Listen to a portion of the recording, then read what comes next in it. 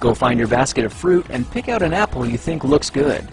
Now, using a sharp cutting knife, carefully cut the apple at a slight diagonal so that it slices right through the center of the apple core.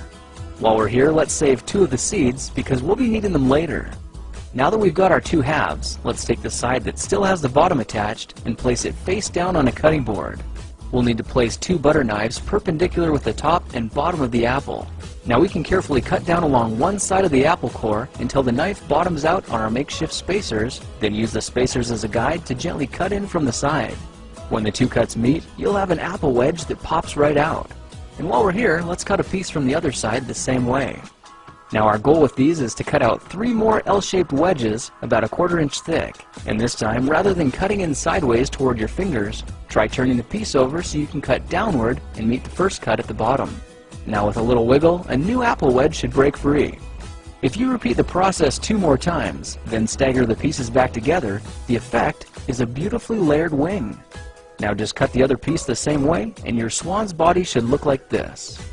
To make a place for the head, all we need to do is carefully cut into the front of the body and gently lift the pieces out to reveal a clean and fairly deep groove.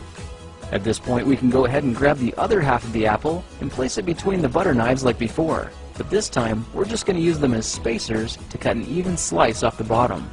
You can see that repeating this process 3 or 4 times gives us a nice variety of shapes and sizes. Now look for a piece that resembles a heart that's been slightly flattened on top. All it takes to form the swan head is 3 strategic cuts with a knife. I made 1 angled cut to form the head, a horizontal cut to form the neck, and 1 slanted cut at the bottom for the base. Now you should be able to see how this is coming together. And to clean it up a bit, just use your knife to round off the sharp edges.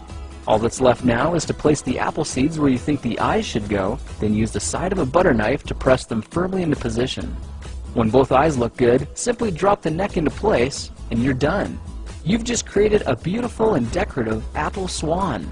I spritzed mine with a bit of lemon juice to help prevent it from turning brown, then put it on display to show off for our dinner guests later that night. If you try using different apples, you'll get a nice contrast of colors, and every bird will look a little bit different. Well, now you know how to take any ordinary apple and turn it into a decorative and edible apple swan. If you like this project, perhaps you'll like some of my others. Check them out at thekingofrandom.com.